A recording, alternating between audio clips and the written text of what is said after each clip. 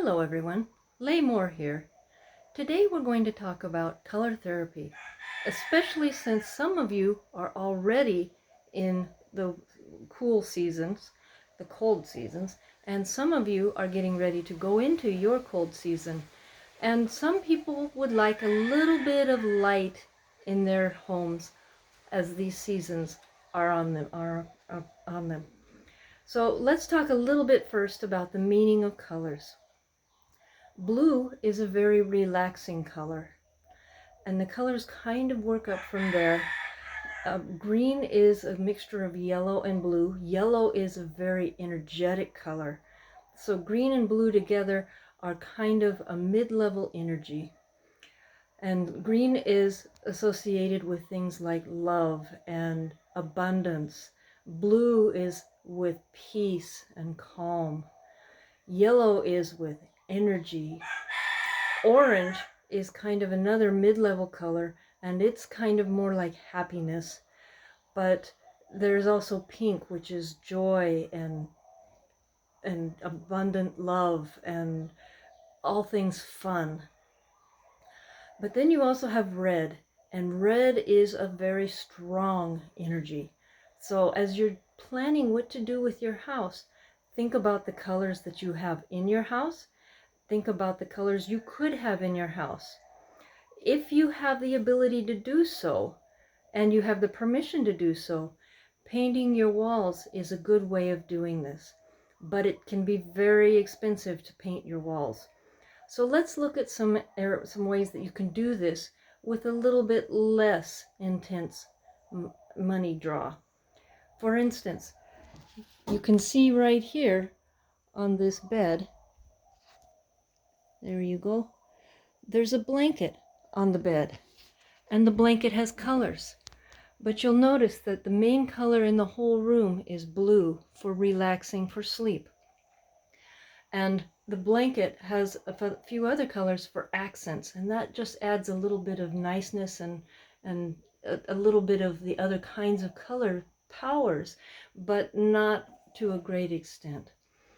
So blue is great for a bedroom. Yellow is really good for anything in a kitchen. A living room can be lots of different colors, maybe a little green, maybe a little whatever you want in there. A bathroom might be really good in a lavender. Now, especially on the walls of a house, if you're going to paint it, I strongly suggest you do pastels because they are less powerful. Whenever you mix a color with white, as in red and white make pink, then you get something that's going to be softer, a little more light and fun, and a little less energetic. When you put a strong color on your wall, it's going to be a very strong energy, and that can be a little overpowering at times. So what you might also consider doing is something like putting pictures on your wall.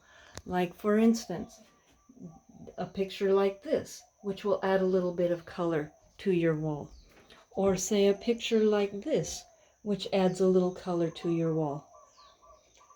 So you can use colors in all sorts of ways. One that's been very popular these days, as so many people are spending a lot of time on their phones on Zoom, is to look online and get something that is like, it looks like basically a sheet, but it's more like it's a picture, or it's a pattern or a frame. And you can get these fairly inexpensively, and that can cover the major portion of a wall, or it can cover a whole wall, or it can cover just a part. And these kinds of things have been used for hundreds of years to make a living space look a little bit more presentable. So you might think about what kinds of colors and how to do this. I did have a house in a very cold place where for about 6 months of the year, we didn't see any color outside. And I painted the whole thing in pastel colors. And then I put up pictures with brighter colors on them to add a little bit of an accent. So this is the kinds of things you can do in your house. Also, for those of you who are in cold areas, Houseplants are a wonderful way of bringing in not only a little bit of color, but especially depending on the kinds of plants you use. Plants are really good at refreshing your air and making your air much more breathable and light and moist. And so those are really good things to do also if you're looking to add a little color to your house. You can also add a little color to your wardrobe just by understanding things about colors and how they work together and how they might be able to influence the situation that you're going to be in. So, for instance, if you were going to a business meeting, you probably don't want anything bright, but you might have something that's going to set off a little bit of color around you, like an accent color, just to put in a little bit of a different vibe into your whatever you're doing in the business meeting. So anyway, that's a little bit more about how to use color in your home. I hope this helps. I hope you find that there is a lot you can do in a very little budget to make your home more livable, more joyful, more peaceful, more loving. Thank you for joining me today.